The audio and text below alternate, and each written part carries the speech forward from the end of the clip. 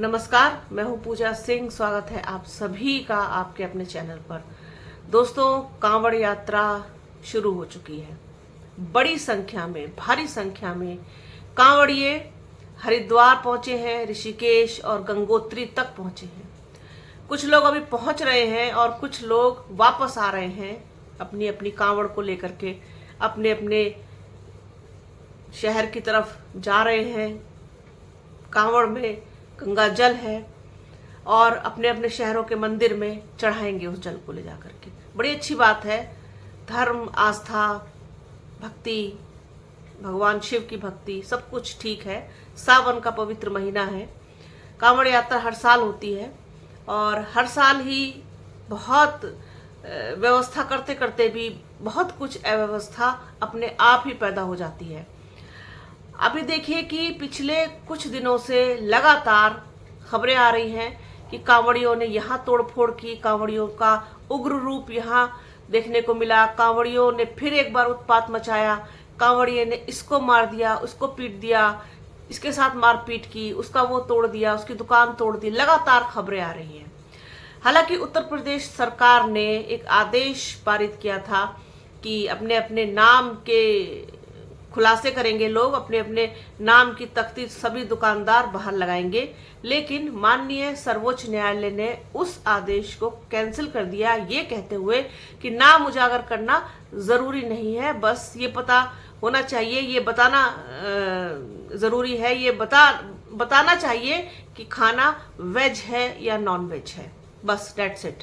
इतना कह करके उस आदेश पर रोक लगा दी गई, जिसके बाद तो कांवड़ यात्रा अपने पूरे चरम सीमा पर चल पड़ी।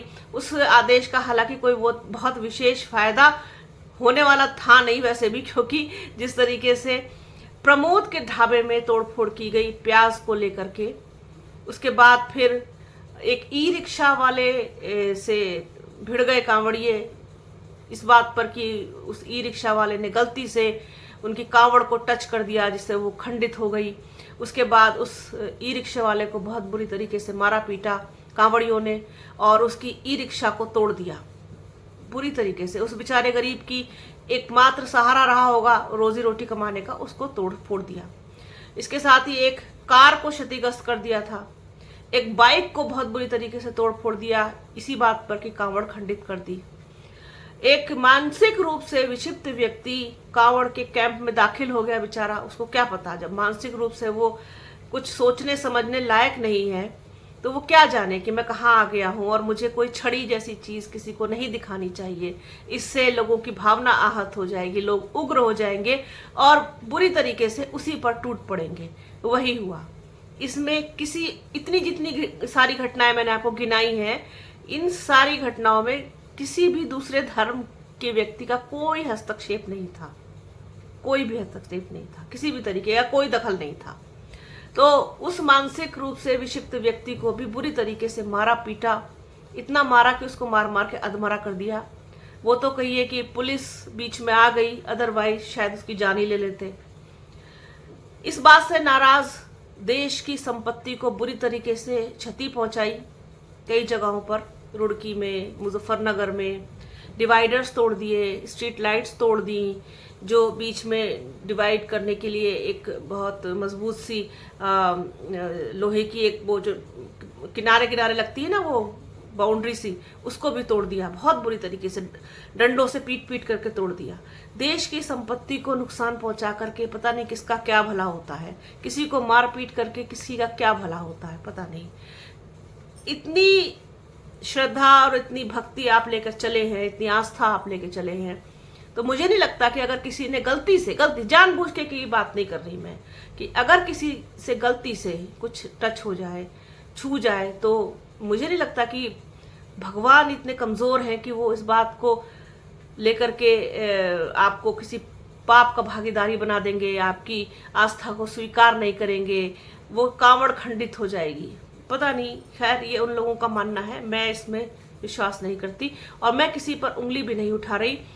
बहुत सारे लोग ऐसे हैं जो बहुत शांतिपूर्ण तरीके से कांवड़ लेने जाते हैं, बहुत शांतिपूर्ण तरीके से कांवड़ लेके आते हैं और रास्ते में किसी भी तरीके की कोई जो ये असामाजिक जो गतिविधियां होती हैं उसमें किसी भी तरीके से लिप्त नहीं होते। बहुत सारे लोग सालों से कांवड़ लेकर के आ रहे हैं, लेकिन कुछ लोग ऐसे हैं जो जानबूझ करके माहौल खराब करने का काम करते हैं। उनको हर छोटी बात पर गुस्सा आ जाता है। क्या भगवान के किसी भी भक्त को इतना गुस्सा आता है कि वो किसी भी व्यक्ति की जान लेने पर आमादा हो जाए, उसके प्रतिष्ठान को नुकसान पहुंचाए, तोड़ फोड़ कर दे? और पुलिस प्रशासन भी सिर्फ देख रहा है और कुछ नहीं कर सकता। उनके हाथ बंधे हुए हैं धर्म और आस्था के नाम पर। तो अभी समय है, अभी 25 तारीख आज हुई है। कल से शहरों का ट्रैफिक बंद हो जाएगा। बड़े वाहन, छोटे वाहनों की आवाजाही रुक जाएगी। शहर में कोई गतिविधि नहीं होगी। शहर जो रास्ते में पड़ते हैं थम से जाएंगे। 2 और 3 तारीख को सावन की शिवरात्रि है। उस दिन जल होता है, जल चढ़ाया जाता है, उसी दिन चढ़ेगा। उसके बाद जाकर के जो जनजीवन है वो सामान्य हो पाएगा। तो अभी बहुत टाइम है। अभी देखना है कि और कितना गुस्सा आना बाकी है, अभी और कितनी तोड़फोड़ होनी बाकी है, अभी और कितना नुकसान होना बाकी है देश की संपत्ति का। अभी तो मुख्यमंत्री आएंगे, अभी वो फूल बरसाने वाला कार्यक्रम भी होगा। अभी तो बहुत कुछ होना बाकी है। अभी साउंड सिस्टम के साथ डीजे निकलेंगे, बड़े बड़े डीजे निकलेंगे जो हाई टेंशन लाइन को टच करते हैं। बड़ी बड़ी दुर्घटनाएं भी हो जाती हैं। भगवान न करे कि ऐसा हो। अभी तो बहुत कुछ होगा। अभी इतने काफी समय बचा हुआ है। तो उम्मीद करते हैं, आशा करते हैं कि इस तरीके की किसी भी घटना की कोई पुनरावृत्ति ना हो, कोई झगड़ा ना हो, किसी के साथ मारपीट ना हो, किसी के साथ तोड़फोड़ ना हो, किसी के दुकान को, किसी के ढाबे को, किसी की ई रिक्शा को, बाइक को, गाड़ी को किसी तरीके का कोई नुकसान ना पहुंचे। अब इतनी बड़ी संख्या है, इतनी बड़ी जनसंख्या वाला देश है, भीड़ भाड़ है, अव्यवस्था है, तो इतनी छोटी चीजें तो होना बहुत स्वाभाविक है। और उसके लिए इतना गुस्सा किस बात का? थोड़ा एडजस्ट करके भी चलना चाहिए। लेकिन वही है ना कि धर्म के नाम पर, आस्था के नाम पर एडजस्ट नहीं कर सकते। तो ये एक चीज थी जो रोज खबरों में आ रहा है कि आज यहाँ पर उग्र हो गए कांवड़िए, आज यहाँ उत्पात मचाया कांवड़ियों ने, एक बार फिर से बेकाबू हो गए कांवड़िए और ये तोड़फोड़ कर दी। तो सोचा छोटी सी चर्चा इस पर की जाए। तो बने रहिए हमारे चैनल के साथ। हमारे चैनल को लाइक कीजिए, शेयर कीजिए, सब्सक्राइब कीजिए, बेल आइकन जरूर दबाइएगा। अपना और अपनों का बहुत ख्याल रखिए। जल्द मिलूंगी आपसे एक नए वीडियो में, एक नए मुद्दे के साथ, एक नई चर्चा में। तब तक के लिए जय हिंद।